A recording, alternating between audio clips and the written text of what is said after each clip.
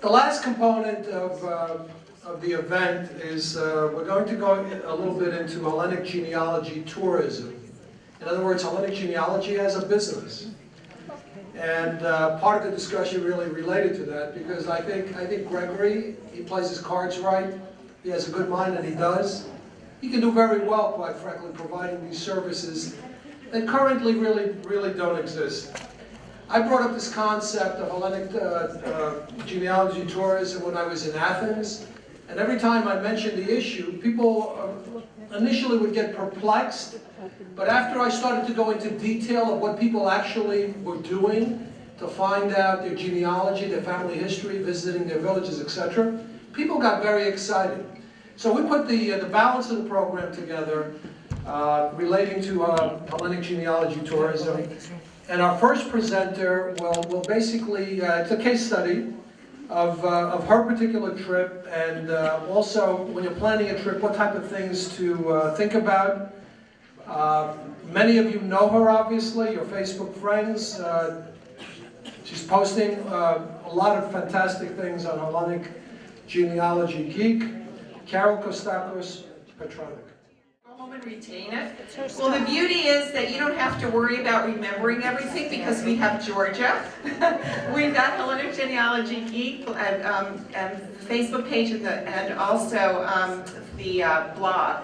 And so a lot of the information here at the conference, we've been kind of buzzing back and forth, and we promise you all that we will be posting links. When I say we, I know it's George's site, but we can't do things alone. We work together. So I'll work with her and Lou, and many of you have asked for the books that Lou was talking about earlier, and maybe some websites and things. So we will get together and we will get this material out there for all of you and for everybody else. But let me just take a couple of minutes and tell you about my trip to Greece last summer. It was just wonderful. My first trip out there was about 15 years ago, and I was totally unprepared. I mean, in my mind, I thought I was prepared, but that was the pre-internet era. Think about it, back then, 15 years ago, we barely even had email. So I went out just basically with information that I just had known that my parents had told me. And I contacted George Aretas, here's my cousin Connie over there, and written him a letter, told him I was coming. And he welcomed me, and I didn't know what to do from there. I mean, who did Greek genealogy? Nobody. So this time, when I went back last summer, I was much better prepared. And this brief presentation will show you what I did to prepare for my trip. And I hope that some of these tips will be helpful for you, and there is a handout as well. And I see some smiles about that. Okay, when I go like this, it's next slide. Okay, thank you. Next slide. Okay. So this is how we prepare. First of all, your curiosity has to be up. Something touches you, or something hits you, or you visit a cemetery, or for me, a lot of it was pictures. These pictures that you see on the left were in my Yaya Agaliki Eftaxias Papayanakos. It was in her book that my mother inherited, and then I inherited as with my mother. And writing on the back that I couldn't read, and who's this man in the bed, and who's that lady, and who's the child? And my mother says, I don't know, this is your grandmother's album. And I'm like, but you have to know, you're my mother. She says, I don't know, etc. Okay, so there's a happy ending to that story. This is the Papayanakos tombstone in Mount Olivet Cemetery. Many of you probably have ancestors buried in that big Greek cemetery, as I do. Next slide. Okay, so you're curious, who are these people? How come your mother doesn't know who they are? How are you ever going to find out who they are? So your hunt begins, and we have been well taught today by Georgia and others about how to do that research from the beginning. You have to start with U.S. records, as you know. You've heard that over and over today. You've already heard which records, and you've heard and you've seen on the slides what kind of information you can get from United States records. And also the point was raised that you have to research the fan club. The fan club is an acronym that's been kind of publicized by Elizabeth Shown Mills, a famous genealogist. It's friends, associates, and neighbors. You don't just research your own person, as has been brought out before, because, as you saw in George's presentation, and as Lou pointed out, different pieces of information reside with different records that reside with different people who create those records. So remember the fan club. Okay, let's see. Of course, you talked about oral histories, and also we talked about genealogy databases. Debbie did that. Debbie brought that out in her presentation. It's really important when you start your research to get that information in a format, in an electronic format, so that you don't have to sit there and paper write with a pen all these different pieces of information, and then they all get shuffled, and this index card gets lost, and that piece of paper disappears. You've got to put it in a database. And if you're asking which one, I recommend Roots Magic, ROOTSMAGIC.com. It's a free download. It's a great database. Okay, next slide. Okay, so you've worked and worked and worked, and you've asked questions, you've asked questions of your ancestors, and then you come to, as Gregory called it and others called it, the brick wall. And what happens is that you have exhausted every resource that you know of, and you've exhausted everybody who you have talked to, and Debbie explained that very well. They look at you and like, oh my gosh, here she comes again. I don't even want to ask, I'm going to run the other direction. So you're kind of at a dead end, and that's when you realize that you have just got to get yourself over there, and you have got to make that trip, and I promise you it will be one of the most wonderful experiences of your life, okay? So, in order to be, and this is my grandparents, Ioannis Kostakis and Ariglia Ariva. Kostakis, where's Connie? You remember my grandmother, Connie? Yes. And my dad, the handsome guy standing up, my Aunt Pauline. To the left of my grandfather is my Aunt Georgia and Alice, and then to the right is, Georgia and Aunt Frida. So consequently, you have to know the basic information. So you've got to know the surname, and not just Pappas, but you have to know Papayanakos. And not just Poulos, but you have to know Alexandropoulos, because these names changed, and you've heard that today, and I want to reemphasize it again. These names have changed. Okay, next slide. You also heard Lou talk extensively today about the Hellenic lands and the geography. So you need to know the exact village. So, not just Sparti, which is on most of our grandparents' World War II old man draft registration cards, on most of the natural petitions for naturalization that I've looked at. But you have to know IOCs Spartis. But it gets better than that. Next slide. There are 3 IOCs in the vicinity of Sparti. There's Ios Ioannis Theologos, there's Ios Ioannis with no other word, and then there's Ios Ioannis, Ios Georgios off there to the west. Well, okay, you figured out Ios Ioannis Sparti, but which one? That's when it gets really interesting. Hopefully, through some of your oral history and through maybe petitions for naturalization, if you're lucky, if they did more than just Sparti, you may get a clue. If not, then you're going to need to be prepared to look at all 3 IOC Spartis. Okay, I was very fortunate because I had living relatives in this one. So I knew which one I had to research. Okay, next slide.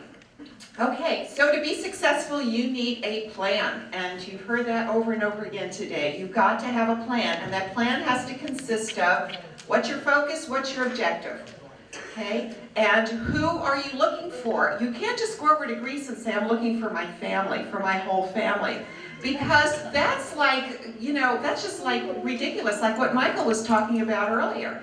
There's just too many people, there's too many lines. You just really need to focus on maybe 1 or 2. Maybe you need to focus on a village, like Debbie. Okay, so her family basically came from the same village in Chios, so she can look for several families. But if you've got one family in IOC, one is Spartis, and you've got another one down in Pyrgos in Messenia, and you've got another one up in Arcadia, you can't do that in one trip unless you're willing to go to several different places. And maybe you are, but you've got to lay it out.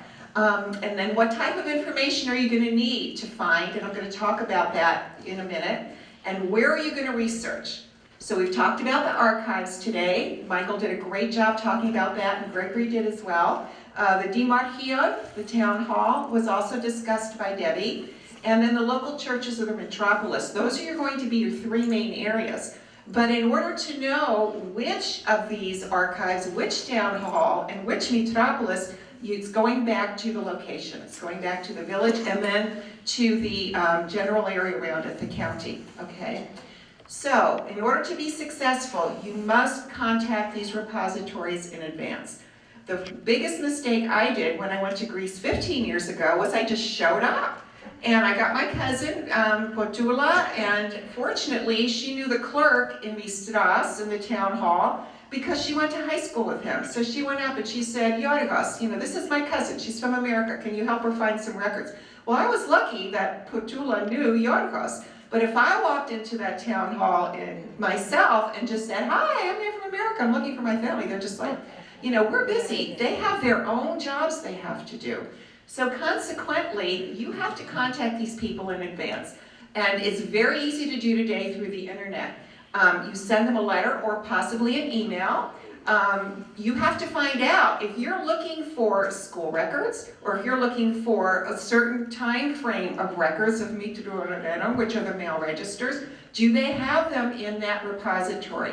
And if they don't have them there, who might have them? Because you don't want to spend $12,000 on a trip to Greece, go into a record repository and find out, oh, we don't have those records. Those records are, 20 miles away in a different area, then you have to get yourself over there. So you really need to plan in advance. Then when are they open?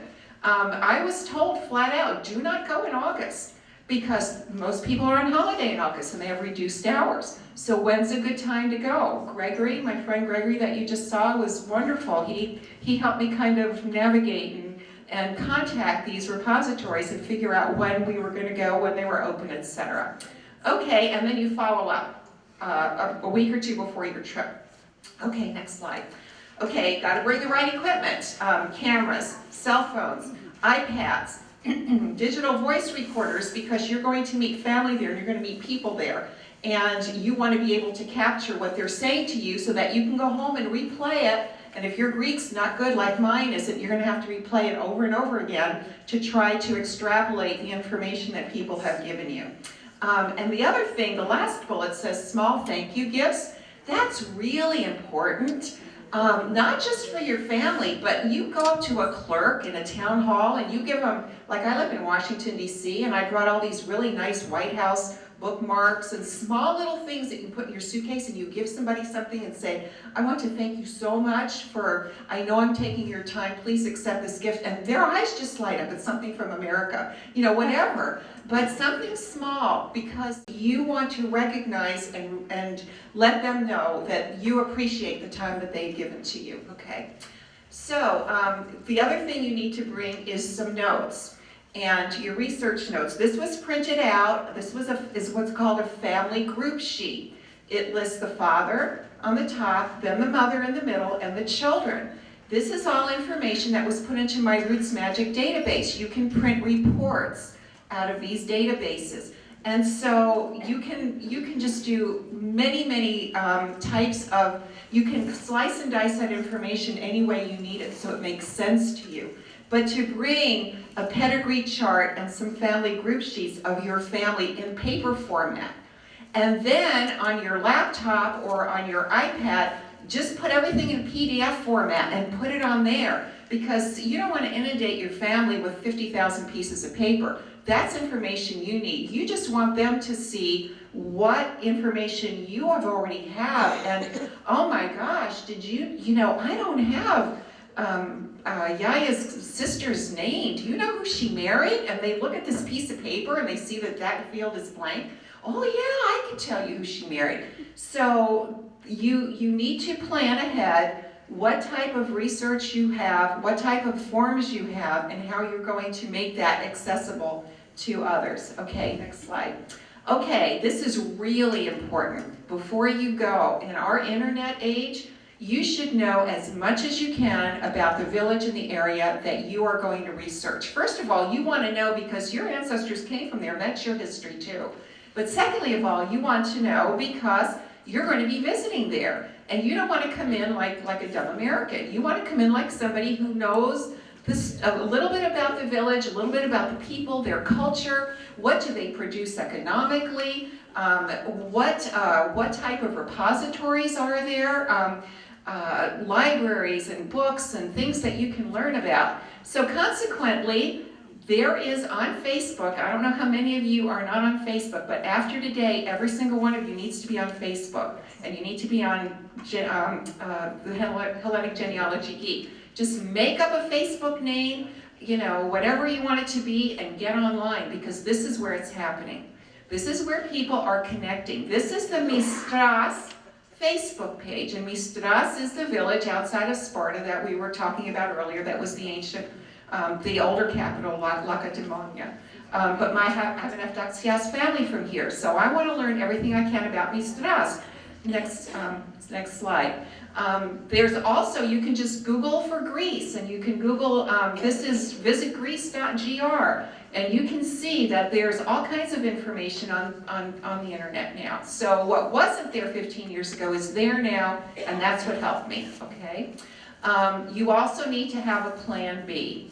You never know what's going to happen. You never know if one record's going to send you someplace else. You never know if the clerk who was going to help you, mother got sick and she's not in the office for a week, and so there isn't anybody who can help you. You've got to have a plan B. So consequently, think ahead and decide, if this doesn't work, what am I going to do in its place? Okay, and that's the road to Anavriti. And how many of you here are from Anavriti or have ancestors from Anavriti? That is just, it just seems like all of my connections are going back to that village. Okay, next one. And the other thing, for those of you like me that Greek was my first language, but when I was born in Brooklyn, we moved to New Jersey when I was 5, and when I was the only person in town that didn't speak Greek, I dropped it like a hot potato, and now I'm really sorry. So I have to go back now, and I had to brush up on my Greek, and you can do that through books. You can also do that through online courses, but you need to know at least some key genealogical terms, the Greek names for birth and baptism and death, and family relationships, the Greek words for uncle and aunt and godparents, etc. And the other thing that Gregory talked about and others talked about earlier is reading the Greek records. You can get into those archives, you can get into the metropolis, and I'll show you a couple of slides, and if you can't read the records, what good is it? So if you can't read Greek script, you better find somebody who can help you. Okay, next slide. So here is an image of the General Archives of Greece office in Sparti. And Gregory and I visited there, and we have now wonderful friends. This office is like a godsend. Maria Stalakou works there, Michalis Soalis works there, and Pepe Gavala is the archivist there. If any of you have family from Sparti, contact these people because A, they speak English, and B, they really, really, really want to help you. I mean, they really want to help you. They will do anything for you. What you will find there is the male registers, the Mitinon Lorenon, and the female registers are not as common, but some villages did keep records of females. The Demotologian, which are the family structures, they are like our census records. And school records, notarial records are going to be in the old Greek script, so again, you may need somebody to help you. Next slide, please. This is a copy of a Mitzrunarenon, or a male register. You can see that I've circled in red. That is my grandfather, Ioannis Kostakos. His father's name is Andreas. He was born 1879, and the next column is Ios Ioannis. Okay, next slide. So that is just the transcript of that particular record. These are all over the place. You will have no problem at all finding the Mitzru. You will find them in the archives, and you're also going to find them in the town halls. Okay, next slide. This is the Demotologia. Like I said, this is like a census record, a U.S. Census record. It is the family name, the husband. Go ahead and go to the next slide because I've transcribed it. Okay, so it's family number 376. The date of the register is 1960. So as of 1960, that's when this family information was current. So the last name, Arivas Yorgos, his father was Michalis, no birth date. Yorgos was born in IOC Ioannis and he resides in IOC Ioannis, and those are all the columns going across the top. The next line is his wife, Aphrodite. Her father's name was Panayotis Lerikos. Whoops, sorry, if you could go back. Okay, she was born in Ioannis and she also resides there. And then comes Dimitra. Dimitra was one of the children. There were many others, but Dimitra is the only one on this record, so her father and her mother are both there. She was born December 24th, 1891, birthplace in Ioannis, resides America. So you're going to find, when you go there, if you get a Dimotologian, you may find names of people that went to America or went to Canada that you may not even know about in the family because maybe your family only knows their direct line. But these records are going to give you the family structure and the people in the family. Okay. So how do you find these GAK locations online? Okay, great. We talked about how to find them online. Next slide. What I did was I asked Father Eugene Pappas here at Three Hierarchs Church to write me a letter of introduction. We sent it to the bishop, and they were waiting for Gregory and I when we walked in the door. Next record. This is a copy. This is the state of the books, folks, in Greece. These have got to be digitized and they've got to be preserved. This is the marriage record, next slide please, of my great-grandmother, my great-grandfather, Panayotis Yanakos. It was a Papa Yanakos, so now I know that in 1867, it was not, the family was not Papa Yanakos, it was just Yanakos, and his marriage record, okay?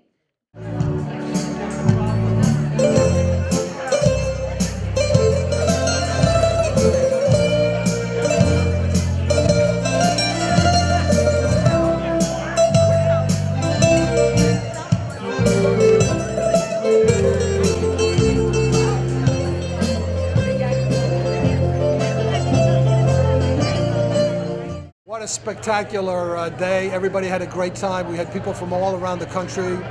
Everyone, even in the breaks, was talking. It was all about genealogy, all about Hellenic history. Fabulous, fantastic. Thank you all. MGTV USA. Οι δραστηριότητες της ελληνοαμερικανικής κοινότητας με βίντεο και πλήρες ρεπορτάζ. Επισκεφτείτε την ιστοσελίδα μας mgtvusa.com. Καλύπτουμε καθημερινά τα γεγονότα στην Ομογένεια.